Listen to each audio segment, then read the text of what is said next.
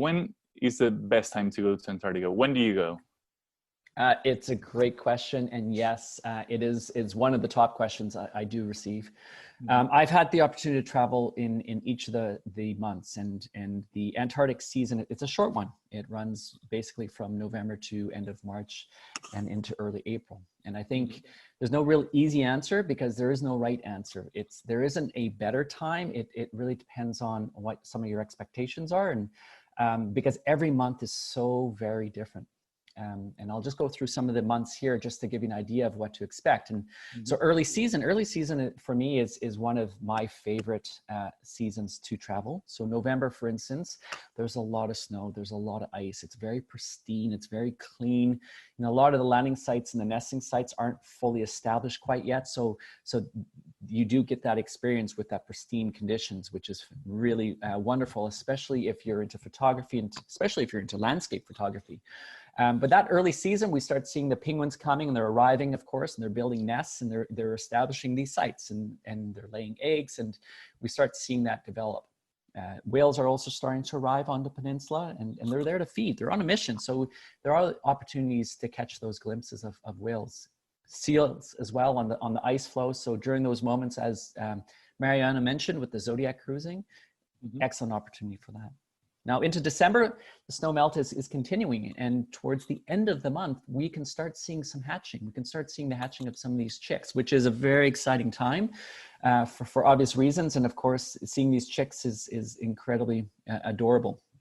And then by January, knowing my months here, January is really the peak of the summer. And this is the height of the Antarctic summer. And because it's such a short cycle, things are speeding up pretty quickly here. Of course, there's more of a melt, so the landing sites are starting to become a bit more muddy and mucky.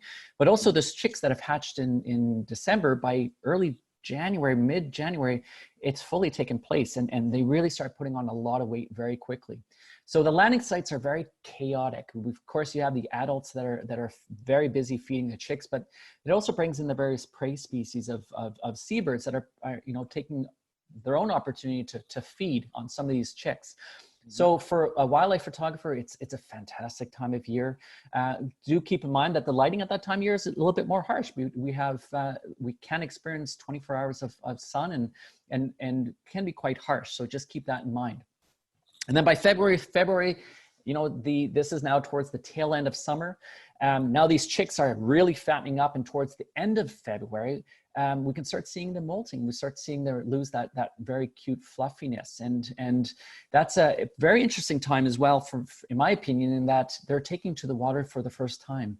And, these young chicks are not quite as majestic or as graceful as their parents, porpoising through the water. And they haven't quite figured it out yet on many levels. They're not quite sure how to swim. So it's very comical watching them flip and flopping on the water. And occasionally they'll play in the prop wash of our Zodiacs. They're very playful. And then others are just kind of standing on the shore, just scratching themselves thinking, well, what now? The parents are off feeding. And so it does bring in prey species like leopard seals. So we tend to get higher concentrations there. Now into March, this is now really the end of the Antarctic summer season for many operators. And this is one of my favorite times as well, and for a couple of reasons. One is, as you can see here in the photo, is just the lighting. We call it like the golden hours, the month of March, and because you get these amazing sunsets that will last a couple hours. So just imagine the landscape of tremendous amounts of glaciers and snow and ice, and it's covered by the golds and reds of these sunsets that will just keep going on and on, including sunrises.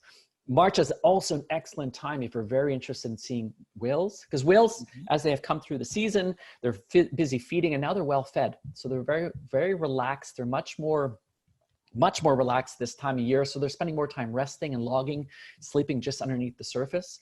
And they're very inquisitive. So they spend a lot of time interacting with each other, but also us. So we can see high concentrations of whales that time of year.